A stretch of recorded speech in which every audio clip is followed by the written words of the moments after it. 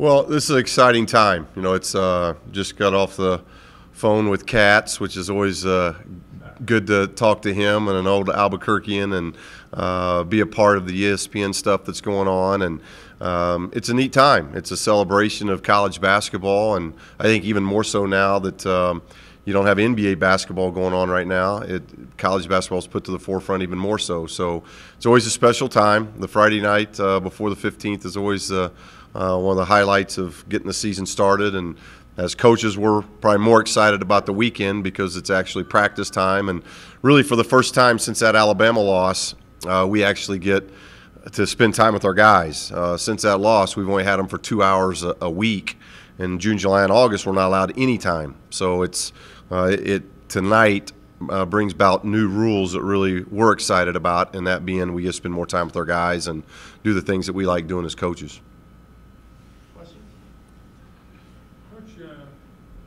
What will you use from your days playing for your dad? What will you use on Corey?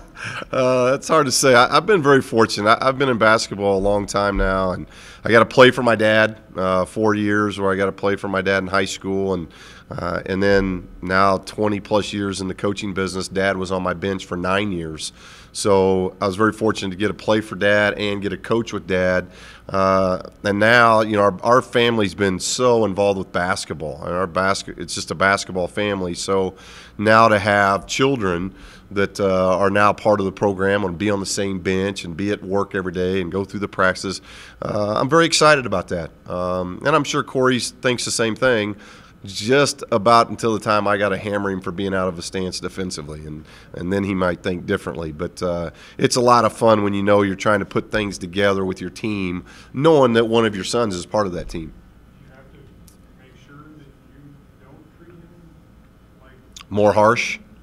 More harsh. You don't make an example out of him? No, well, I think that's part. And as he grows and develops in the program, there's not an urgency right now for him. He's young. He knows he's on a very deep basketball team. So as far as him, getting minutes and getting to play, that I think we both understand that's down the road. And he's working awfully hard. He's had a really good spring and summer and early fall. So, those are things that I think in the future will happen. Right now, he loves being a part of the team, and he's doing a tremendous job. And, my dad kicked me out of 7 practices before I got kicked out of 7 or 8 from Coach Knight. So, 50% of the time I got kicked out of practice was by my own dad. So those times are probably coming. But I think the collegiate level may be a little bit different than the high school level with my dad and myself because of dealing with favoritism and dealing with father-son things. You don't have to really deal with that as much, I think, at the collegiate level. Steve, what's the biggest things that you look for right now back from last season? It's been a long time since you guys have seen each other. Yeah, I think we like to take this time, Mark, as an eval period. Getting a chance to just see who's improved, what guys have done things, not just from a basketball standpoint, but strength. You look at Cam right now. Cam's picked up about 25 pounds. So the eyeball test is one thing. Then you see him on the floor, it's another. But his eyeball test is, I know Cam's been in a weight room this summer. And so we look at those things. We look at who's worked on their games to where our guys know from this time last year when we met with them what their weaknesses were. Have any of those weaknesses become strengths? And so it's a little bit of an eval period as we get going here for maybe 4 or 5 days, and then players start to fill into those roles. Now those roles can change obviously during injuries and those type of things during the season and lack of production. But it'll be fun the next 5 to 7, 8 days to just get a feel of who's done what this summer. And we think we got a pretty good idea of that now, just with the little time we've had with them, and most of them I think have had pretty good summers.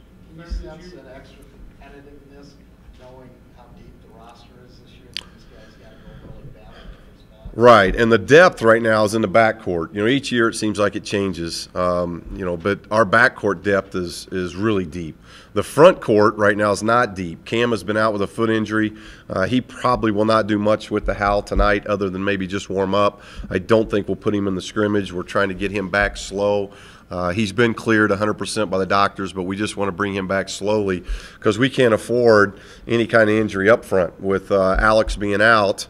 we're a little thin up front. So we've got to look at that from a practice standpoint of how long we practice and just what we do. Might be more time off just because of that, because we just don't have a lot of depth there. But the competitiveness that's going to happen in our backcourt should be a lot of fun to watch. You seem to have a lot of different aspects, especially in the backcourt. Will that change as who's on the floor, depending on what you see in your opponent? Yeah, I think most of our backcourt is athletic. We've got good speed, we've got good athleticism, but the thing I like that we were concerned about in losing Darice, you lose such a physical presence in your backcourt. You know, you talk about that a lot in your front court, but Darice was somebody that when we started our defensive schemes and scouting reports, we knew that we could put Darice on the best player in the backcourt, and physically he could make a difference in the game. He could do that. I didn't worry about really taking care of the ball for the last 4 years because physically Darice just knew how to handle those things. So that was a concern, and yet when you look at some of our young guards, they got a physical presence to them. Hugh Greenwood does not look like a freshman. Dominique Dunning has got some strength to him. Demetrius Walker, who's a transfer, it's only going to be a sophomore, is extremely strong. So we've got some really good strength that I hope by committee we can make up from a little bit of the strength and physicality that Darice played with.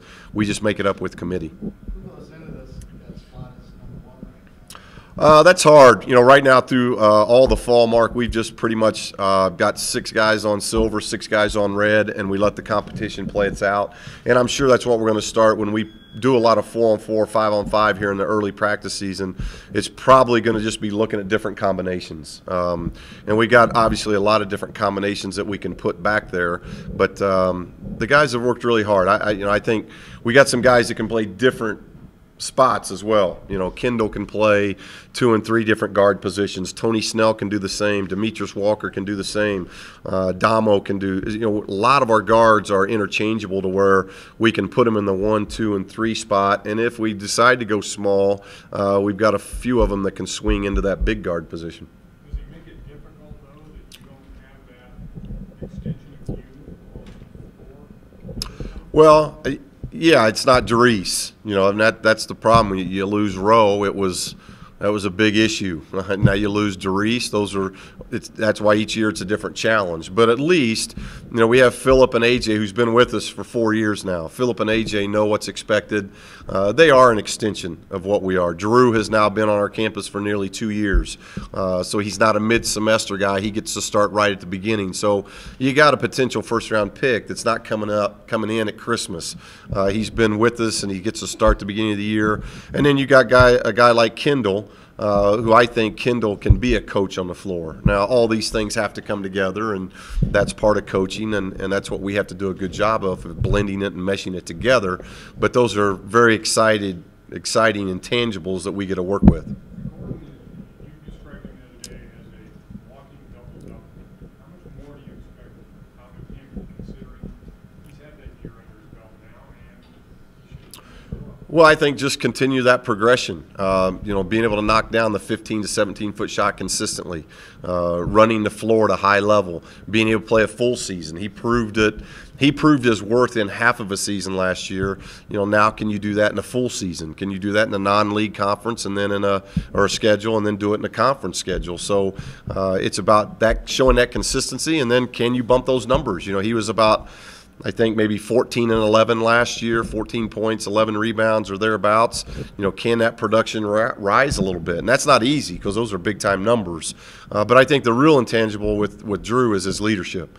Can he do a good job with his leadership? Can he stay out of foul trouble and prove himself at the defensive end? That's where he's really going to, I think, play a big role for us as defensively. Oh, he better be. Yeah, he better be one of our go-to guys. I think he was last year to some extent, and I think that role will just increase this year. Coach, can you talk about just the fact, preseason #1, I don't know you don't put a lot of stock in polls, but just the recognition. Yeah, I think that's why I talked to Mark and the media at Media Day. I think that's what meant the most to us, is that I've said it all along. I still believe it. It doesn't mean a whole lot. I don't think we've been picked right yet. You know, I hope this is the time that we get it picked right.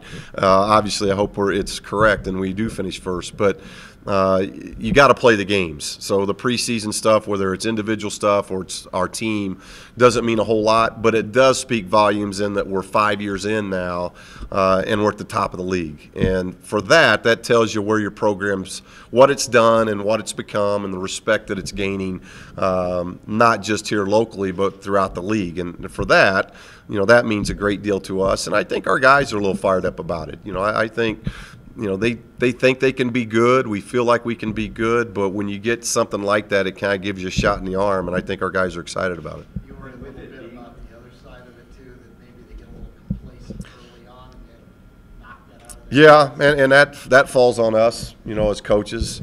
We've got to get a good read on that and make sure that doesn't happen. And, we quickly tell them, Mark, that we've told them a lot that we're not an 8-8 league team. That's not who we are. We've been winning 12. We've been averaging 12-plus conference game wins a year. So to all of a sudden have a year where we win 8 and we lose 8, we go 8-8. That's not who we are in league play. So anytime we feel them getting to that point, we always bring up that, hey, the last time you were in this league, you were 8-8. With it being year 5, the high pick and everything else, do you feel overall the expectation level has risen, and this could be the real year when you're thinking postseason play and beyond that you can really break through? Yeah, expectations are, that's a hard thing to measure. We live in a community where basketball is huge. That's why our players enjoy being here. The coaches enjoy being here. It's why we work so hard to put the product that we put out there. And each year we want to put out I think our mission as coaches is that we just don't have dips to where all of a sudden you're first, second, third in the league, and then all of a sudden you're 7th, 8th, 9th in the league. We want to stay in the upper echelon of the league every year. We want to be one of those teams that are fighting for championships and fighting for postseason play every year. And we've been able to do that. And now as you get to year 5, each year changes. You could be here 8 years and the 9th year be the youngest team and through graduation and things. We just want to make sure we can keep the program at a high level year in, year out. And obviously the expectations and our wants and desires are to try to compete for a conference championship and play in the NCAA tournament. But that's the way it is every year. Our expectations in our locker room have been that way every single year. So is it any higher? I don't know, because I don't want my locker room going up and down. I want our locker room the 14th of October every year. I want our locker room being the same, that, hey, this is the first day towards trying to strive for a championship in the league and trying to get to the NCAA tournament. Coach, Phil seems like he's somewhat of a forgotten man.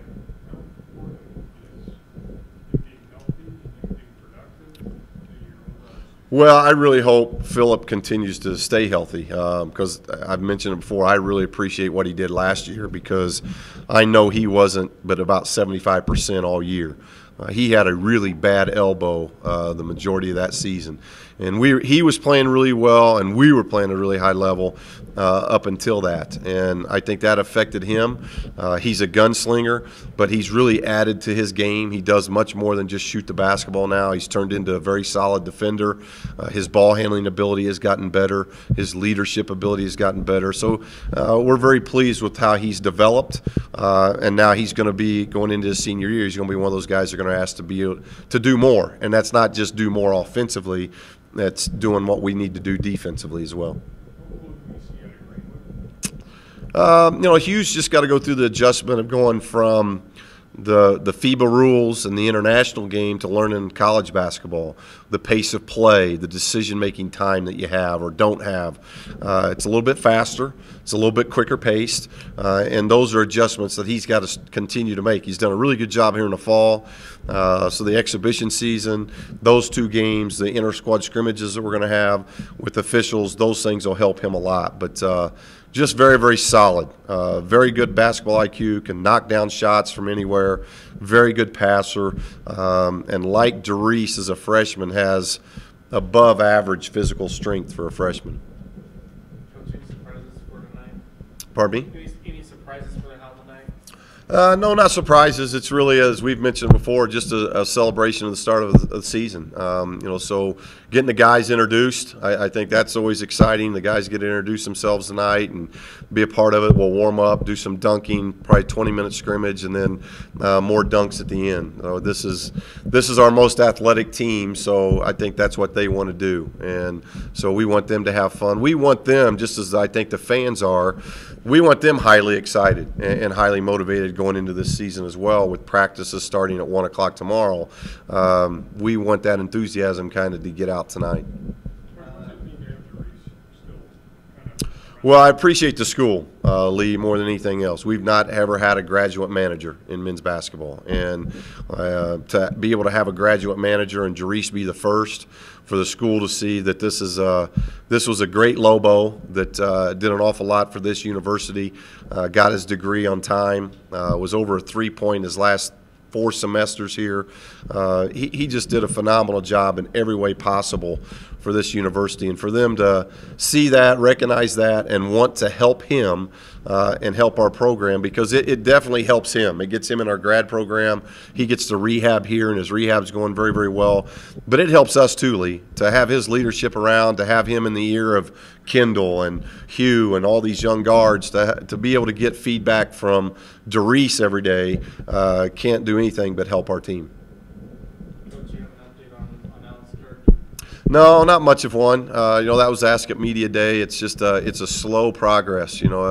Back injury from a herniated disc to where you've had surgery, it's a long time coming. And we'll have to sit down and talk.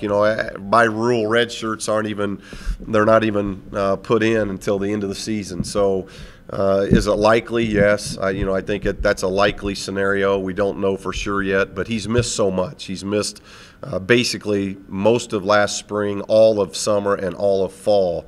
That's asking a lot for a 7-footer to come back and really make the difference that I think Alex wants to do. So, but he's getting better. Each week he looks better, he walks better, he's in less pain. So the progress and the diagnosis long term is very good. Any other questions? Bring you guys. Yes. I'll bring you guys in here again. Yep. Okay. Coach, I think there's- Thank you.